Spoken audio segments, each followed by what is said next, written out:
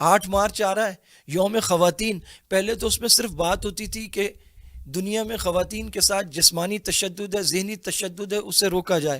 خواتین سے مزدوریاں لی جا رہی ہیں، بیگار لی جا رہی ہے، اسے روکا جائے. خواتین پر گھروں میں تشدد ہوتا ہے جو ڈومیسٹک کائنڈ آف ٹارچر ہے، اس سے روکا جائے. بے شک روکا جانا چاہیے. وہ مرد ہی کیا جو عورت پر ہاتھ اٹھائے. بڑی بےہودگی ہے کوئی بیوی پر ہاتھ اٹھائے.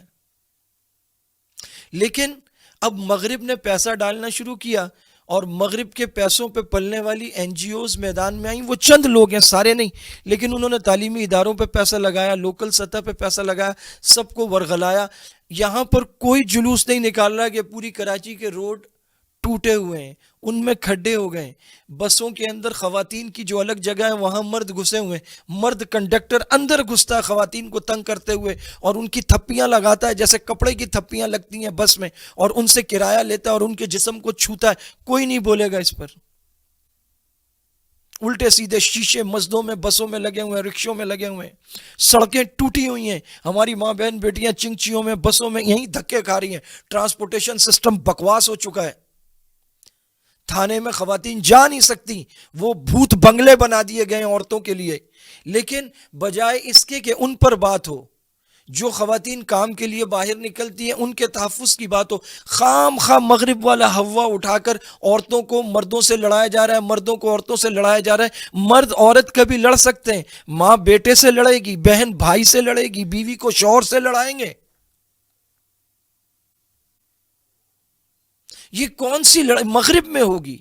ہمارے ہاں آج بھی سب سے طاقتور وہ بزرگ خاتون ہے جو گھر میں موجود ہے، جسے ہم دادی کہتے ہیں.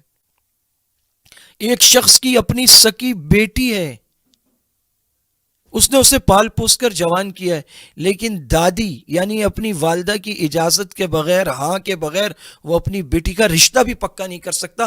ہمارے اللہ کا شکر ہے آج بھی ہماری بزرگ خواتین پورے گھر پر حکمرانی کرتی ہیں. گھر کا کلر، پردے، کھانا، آج کیا پکے گا، فلاں کی شادی، کہاں جانا ہے، کیا لینا دینا ہے، بچے کون سی فیلڈ میں جائیں گے، کون سا شعبہ اختیار کریں گے، کس کالج میں داخلہ ہوگا، کپڑوں کے رنگ تک سب خواتین ڈیسائیڈ کرتی ہیں. ہمارے ہاں تو گھروں میں حکمرانی خواتین کی ہے، اور ہمیں فخر ہے کہ یہ گھروں کی رانیاں ہیں، ملکائیں ہیں، یہ بیٹیاں شہزادیاں ہیں، یہ بہنیں راج دلاریاں ہیں. ہمارے معاشرے میں یہ جگہ کہاں سے آ گئی؟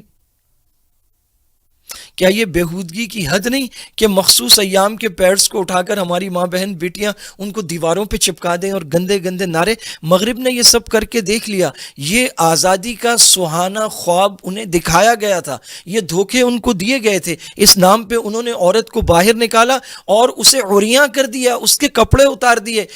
2 روپے کی چیز بیچنے کے لیے عورت کو نچایا جا رہا ہے. عورت گانا گا رہی ہے، 2 روپے ایک ببل چوئنگم کے لیے 10 لڑکیوں کو نچا رہے ہیں.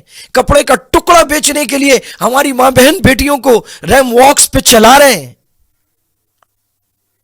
ایک 50 روپے کی سم بیچنے کے لیے خواتین کا ناچ گانا دکھا رہے ہیں. عورت کو باہر نکال کر اپنی انڈسٹری میں پروڈکٹس کو بیچنے کے لیے یوز کر رہے ہیں. یہ عورت کا استحصال نہیں ہے تو کیا ہے؟ ابھی ایک ہیلپ لائن قائم ہوئی، اس میں انہوں نے کہا کہ تعلیمی اداروں میں استحصال ہے. خواتین کو باہر نکالا اور آزادی کے نام پر یہ مسائل ہیں، اصل ان پہ بات ہونی چاہیے. مردوں کے خلاف بات ہو رہی ہے. ہم مسلمان ہیں، ہم کلمہ گو ہیں. کوئی اعمال میں کمزور سے ہی مسلمان ہے، کافر کوئی نہیں ہونا چاہتا، کلمہ کوئی نہیں چھوڑنا چاہتا.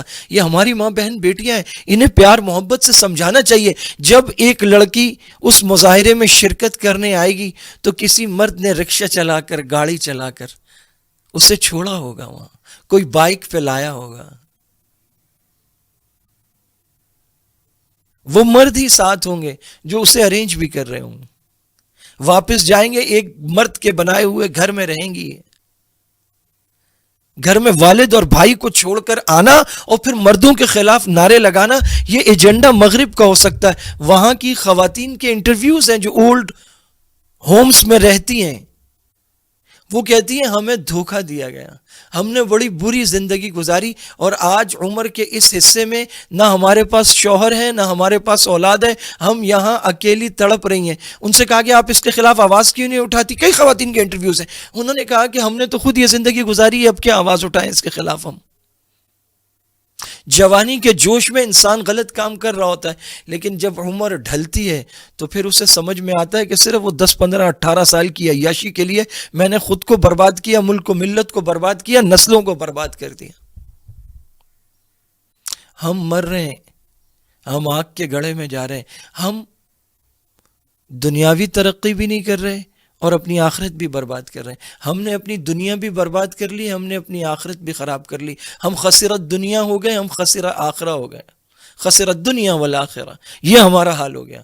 وہ بیسک آپریٹنگ سسٹم جو ایک مسلمان میں کام کرتا ہے، اخلاقی قدریں، وہ حیا ہے، یہ گندے ڈراموں کے ذریعے، فحاشی عریانی کے ذریعے، میوزک کے ذریعے، جگہ جگہ کنسرٹس کے ذریعے، گندے نعروں کے ذریعے، عورتوں کو لا کر غلط ان سے کام کروانے کے ذریعے، اشتہارات میں عورتوں کو نچانے کے ذریعے، مخلوط نظام تعلیم کے ذریعے، مخلوط محافل کے ذریعے، اور زیادہ سے زیادہ قربتوں کے مواقع دینے کے ذریعے، اور فحاشی اور عریانی کے دن منانے کے ذریعے ایک دن ہی ایسا رکھ دیا، اس کی اخلاقیات یہ بنا دی کہ کسی بھی لڑکی کو کوئی بھی آدمی جا کر اپنی خواہش کا اظہار کرنے وہ پھول دے دے، کارڈ دے دے، میں تم سے تعلق چاہتا ہوں۔ جب یہ تعلق بنے گا، پھر یہ ملیں گے، پھر ڈیٹس ہوں گی، پھر کھانا کھائیں گے، پھر گھومنے پھرنے جائیں گے۔ 6 مہینے بعد کیا اس کے سر پہ ہاتھ رکھ کے بولے گا تم میری بہن ہو؟ نہیں، سب کو پتا ہے یہ کون ہے، یہ عزتوں کا لٹیرا ہے، یہ دامن کو تار تار کرنا چاہتا ہے، یہ کردار کو داغدار کرنا چاہتا ہے، یہ کلیوں کو نوچ لینا چاہتا ہے، یہ چمن کے ہر پھول کو کھسوٹ دینا چاہتا ہے، یہ ظالم قاتل ہے، بد کردار ہے، یہ کن رستوں کا مسافر ہے، یہ سب کو پتا ہے، یہ کون سی آگ لگائے گا اور کہاں کہاں کس کس کو بھسم کر دے گا، سب جانتے ہیں۔ وہ جن کے اپنے پیڑوں پر خزاں ہے، وہ جن کے اپنے باغ اور گلشن اجڑ گئے، وہ مغرب والے ہمیں بتائیں گے کہ بہاریں کیسے آتی ہیں، غنچے کیسے چٹکتے، پھول کیسے کھلتے، چمنستان میں بہار کیسے آتی ہے، یہ وہ بتائیں گے جن کا اپنا جوائنٹ فیملی سسٹم برباد ہو گیا، خاندان نہیں رہے، جہاں کے بزرگ بوڑھے اولڈ ہومز میں سڑ رہے۔ ان کے پاس ہمیں دینے کو کچھ نہیں ہے۔ ہمیں اپنے نوجوانوں کو جو اغوا ہو رہے ہیں واپس لانا ہے۔ یہ بے حیائی کا راستہ ہے، یہ ہماری اقدار کو چھیننے کا راستہ ہے، یہ اللہ رسول سے لڑانے کا راستہ ہے۔